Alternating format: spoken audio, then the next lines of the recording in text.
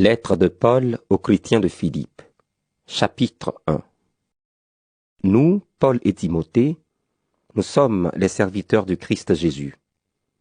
Nous écrivons à tous ceux qui appartiennent à Dieu grâce au Christ Jésus, à leurs responsables et à leurs diacres, et qui se trouvent tous à Philippe. Que Dieu notre Père et le Seigneur Jésus-Christ vous bénissent et vous donne la paix. Chaque fois que je pense à vous, je remercie Dieu.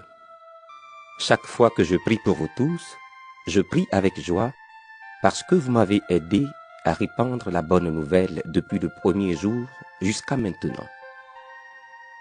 Je suis sûr d'une chose. Dieu qui a commencé en vous un si bon travail va le continuer jusqu'au bout, jusqu'au jour où le Christ Jésus viendra. J'ai bien raison d'avoir ces sentiments-là pour vous tous, parce que je vous porte dans mon cœur. En effet, vous participez tous au don que Dieu m'a fait, aujourd'hui où je suis en prison, comme hier, quand je défendais la bonne nouvelle et quand je la répandais avec force.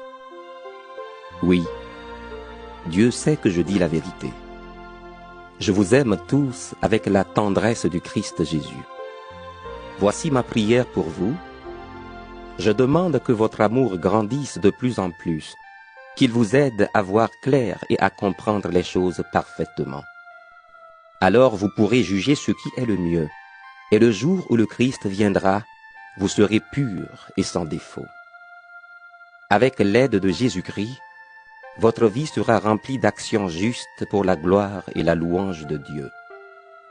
Frères et sœurs chrétiens, je veux vous dire une chose. En réalité, ce qui m'est arrivé a servi à faire avancer la bonne nouvelle.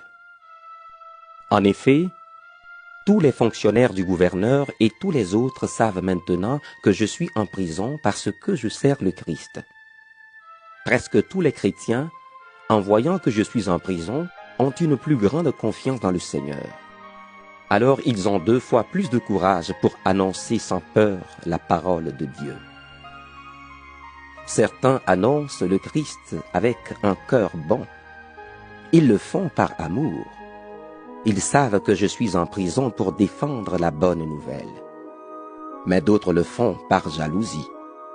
Ils veulent s'opposer à moi et ils annoncent le Christ pour passer les premiers.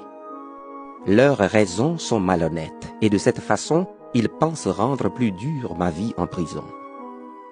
Leurs intentions peuvent être droites ou tordues. Peu importe. En tout cas, ils annoncent tous le Christ. C'est pourquoi je suis dans la joie et je me réjouirai encore. En effet, le résultat, je le connais. Je serai sauvé par votre prière et avec l'aide de l'Esprit de Jésus-Christ.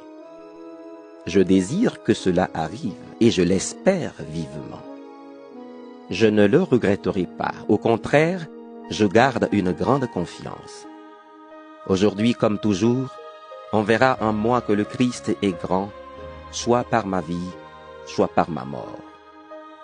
Oui, pour moi, vivre, c'est le Christ, et si je dois mourir, j'y gagne. Mais si, en continuant à vivre, je peux faire un travail utile, je ne sais pas quoi choisir. Je suis tiré des 2 côtés. J'ai envie de quitter cette vie pour être avec le Christ, et c'est en effet beaucoup mieux. Mais rester sur la terre, c'est plus utile à cause de vous. C'est pourquoi je sais que je vais rester, j'en suis sûr. Je serai près de vous tous pour vous aider à faire des progrès et à croire avec joie. Ainsi, quand je reviendrai chez vous, vous serez encore plus fiers à cause de moi dans le Christ Jésus. Mais vivez comme la bonne nouvelle du Christ le demande.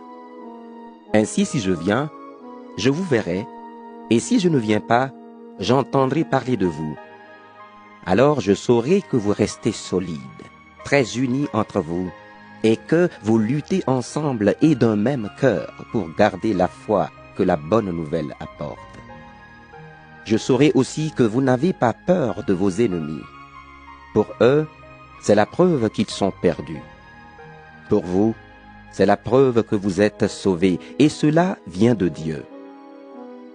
C'est lui qui vous a donné non seulement de croire au Christ, mais encore de souffrir pour lui. En effet, nous luttons ensemble, vous et moi. Autrefois, j'ai lutté sous vos yeux et je continue à lutter, vous le savez. Philippiens, chapitre 2. Le Christ vous rend plus fort. Son amour vous donne du courage et son esprit vous unit. Votre cœur est plein de tendresse et de pitié les uns pour les autres. C'est vrai, n'est-ce pas? Eh bien, remplissez-moi de joie en vous mettant d'accord.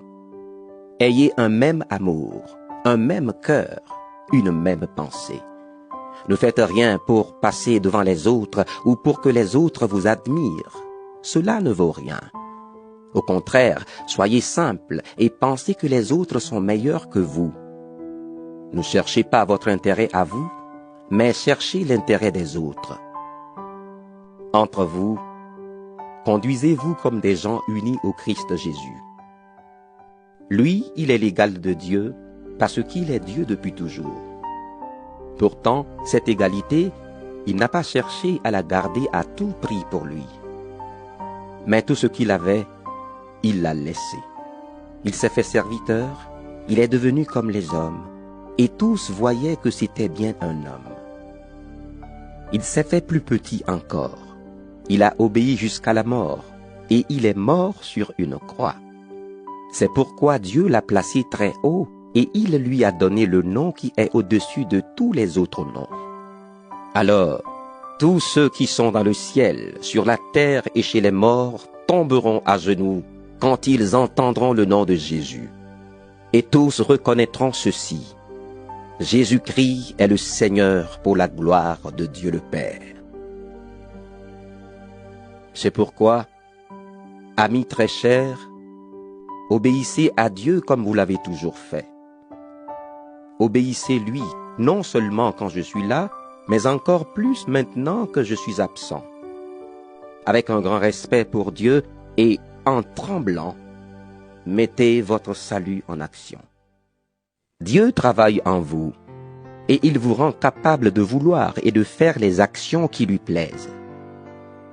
Faites tout sans vous plaindre et sans discuter.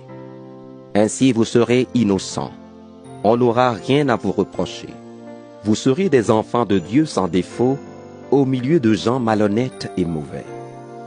Parmi ces gens-là, vous brillez comme des lumières dans le monde, parce que vous apportez la parole de vie. Le jour où le Christ viendra, je pourrai être fier de vous. Et on le verra bien. Je n'aurai pas travaillé pour rien, je ne me serai pas fatigué pour rien. Mon sang, c'est-à-dire ma vie, sera peut-être ajouté comme une offrande au sacrifice que votre foi présente à Dieu. Pourtant, cela me rend heureux et je me réjouis avec vous tous. Vous aussi, soyez heureux et réjouissez-vous avec moi. Le Seigneur Jésus me fait espérer que je pourrai bientôt vous envoyer Timothée. Ainsi j'aurai des nouvelles de vous et elles me donneront du courage. En effet, à part Timothée, personne ne porte les mêmes soucis que moi. Personne ne s'occupe vraiment de vous. Tous cherchent leur intérêt et non celui de Jésus-Christ. Mais vous le savez, Timothée a montré ce qu'il valait. Il a travaillé avec moi au service de la bonne nouvelle comme un fils près de son père. Donc, c'est lui que j'espère vous envoyer dès que je verrai clair dans ma situation. Et le Seigneur me rend sûr d'une chose. Je vais bientôt venir chez vous, moi aussi. Pourtant, je pense qu'il faut vous renvoyer Épaphrodite. C'est mon frère. Il travaille et combat avec moi, et vous l'avez envoyé pour me servir quand j'en avais besoin. Il désire beaucoup vous revoir tous, et il est inquiet parce que vous avez appris sa maladie. Oui, il a été malade et bien près de mourir. Mais Dieu a eu pitié de lui, et pas seulement de lui, mais de moi aussi. Alors il m'a évité une tristesse encore plus grande. C'est pourquoi je me dépêche de vous le renvoyer. Ainsi, quand vous le verrez, vous serez de nouveau dans la joie, et moi, je serai moins triste. Recevez-le avec grande joie comme un frère chrétien. Respectez beaucoup les gens comme lui, parce qu'il a vu la mort de près en travaillant pour le Christ. Il a risqué sa vie pour me rendre service quand vous ne pouviez pas le faire vous-même. Philippiens, chapitre 3. Et maintenant, mes frères et mes sœurs, soyez dans la joie à cause du Seigneur. Cela ne me dérange pas de vous écrire les mêmes choses, et pour vous, c'est plus sûr. Attention aux mauvais ouvriers, à ces chiens qui donnent trop d'importance à la circoncision. Les vrais circoncis, c'est nous. En effet, nous servons Dieu avec l'aide de son esprit. Nous nous vantons à cause du Christ Jésus. Nous ne mettons pas notre confiance en nous-mêmes. Pourtant, moi, je pourrais avoir confiance en moi-même. Si quelqu'un d'autre peut penser qu'il a raison d'avoir confiance en lui-même, moi, je peux le penser encore plus. J'ai été circoncis 8 jours après ma naissance. Je suis né israélite, de la tribu de Benjamin. Tous mes ancêtres sont juifs et j'obéissais à la loi de Moïse comme un pharisien fidèle. J'y tenais tellement que j'ai fait souffrir l'Église. Au sujet de la justice qui vient de la loi, on ne pouvait rien me reprocher. J'ai cru gagner beaucoup avec ces choses-là, mais maintenant, à cause du Christ, je trouve que c'est une perte. Connaître le Christ Jésus mon Seigneur, voilà le plus important. À mon avis, tout ce qu'on gagne, ce n'est rien à côté de cette connaissance. Pour lui, j'ai tout abandonné. Pour gagner le Christ et pour être uni à lui, je regarde toutes ces choses-là comme des ordures. Je ne suis pas juste parce que j'obéis à la loi, mais parce que je crois au Christ.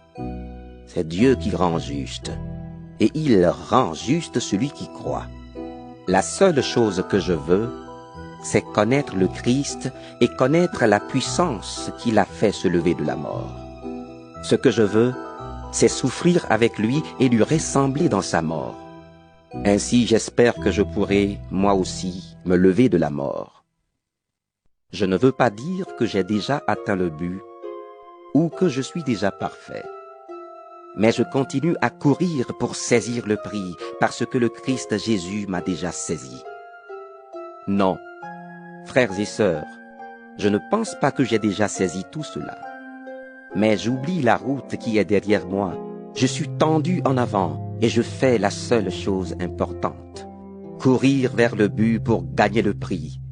Dieu nous appelle d'en haut à le recevoir par le Christ Jésus. Nous qui sommes des chrétiens adultes, nous devons penser de cette façon. Et si, sur un point, vous pensez autrement, Dieu vous éclairera aussi là-dessus. En tout cas, continuons la même route que nous avons suivie jusqu'à maintenant. Frères et sœurs, imitez-moi. Nous avons donné l'exemple. Alors regardez ceux en suivant cet exemple. Oui, je vous l'ai dit souvent, et je le dis aujourd'hui en pleurant. Beaucoup de gens vivent comme des ennemis de la croix du Christ. Ils finiront par se perdre. Leur Dieu, c'est leur ventre. Et ce qui doit les couvrir de honte, ils s'en vantent. Eux, ils pensent seulement aux choses de la terre. Notre patrie à nous est dans les cieux. Et celui que nous attendons comme sauveur, le Seigneur Jésus-Christ, viendra des cieux. Alors il changera notre faible corps pour le rendre semblable à son corps glorieux. En effet, il est assez puissant pour tout mettre sous son pouvoir. Philippiens, chapitre 4. Mes frères et mes sœurs très aimés, j'ai très envie de vous revoir. Vous êtes ma joie et vous me faites honneur. C'est pourquoi, amis très chers, restez fidèlement unis au Seigneur. Évodie et Syntyche, je vous le demande avec force. Mettez-vous d'accord en restant unis au Seigneur. Et toi aussi qui travailles fidèlement avec moi, je te le demande. aide ces deux femmes. Elles ont lutté pour la bonne nouvelle avec moi, avec Clément et avec les autres frères qui travaillent avec moi. Leurs noms sont écrits dans le livre de la vie. Soyez toujours dans la joie en étant unis au Seigneur. Je le répète, soyez dans la joie. Soyez bons avec tout le monde. Le Seigneur vient bientôt. Ne soyez inquiets de rien, mais demandez toujours à Dieu ce qu'il vous faut. Et quand vous priez, faites vos demandes avec un cœur reconnaissant. Ainsi la paix de Dieu, qui dépasse tout ce que nous pouvons comprendre, gardera vos cœurs et vos pensées unis au Christ Jésus. En tout cas, frères et sœurs, voici ce qui doit vous intéresser. Tout ce qui est vrai et mérite d'être respecté. Tout ce qui est juste et pur. Tout ce qu'on peut aimer et approuver. Tout ce qui est très bon et ce qui mérite des félicitations. Faites ce que vous avez appris de moi, ce que vous avez reçu et entendu de moi, ce que vous m'avez vu faire. Et le Dieu qui donne la paix sera avec vous. J'ai eu beaucoup de joie dans le Seigneur. En effet, finalement, vous avez pu montrer de nouveau votre intérêt pour moi. Cet intérêt, vous l'aviez, mais vous n'aviez pas eu l'occasion de le montrer. Je ne dis pas cela parce que j'ai besoin de quelque chose. Non, j'ai appris à me contenter de ce que j'ai. Je sais vivre dans la pauvreté, je sais vivre dans la richesse. Toujours et partout, j'ai appris à être rassasié et à avoir faim, à vivre avec beaucoup et avec peu. Je suis capable de tout cela grâce au Christ qui me rend fort. Pourtant, vous avez bien fait de prendre part à mes souffrances. Vous le savez, vous, mes amis de Philippe, quand on commençait à annoncer la bonne nouvelle, j'ai quitté la Macédoine. Et à ce moment-là, aucune autre église ne s'est occupée de mon salaire et de mes dépenses. Vous avez été les seuls à m'aider. Déjà, quand j'étais à Thessalonique, vous m'avez envoyé plusieurs fois ce qui me manquait. Cela ne veut pas dire que je cherche des cadeaux. Ce que je cherche, c'est que vous en retiriez un bénéfice. J'ai tout ce qu'il faut, et même plus. J'ai reçu ce qu'Épaphrodite m'a apporté de votre part. Et maintenant, j'ai vraiment tout. Vos cadeaux sont comme une offrande agréable, un sacrifice que Dieu accepte et qui lui plaît. Et mon Dieu vous donnera tout ce qui vous manque par le Christ Jésus, tellement sa gloire est grande. Gloire à Dieu notre Père pour toujours. Amen. Saluez dans le Christ Jésus tous ceux qui appartiennent à Dieu. Les frères et les sœurs qui sont avec moi vous saluent.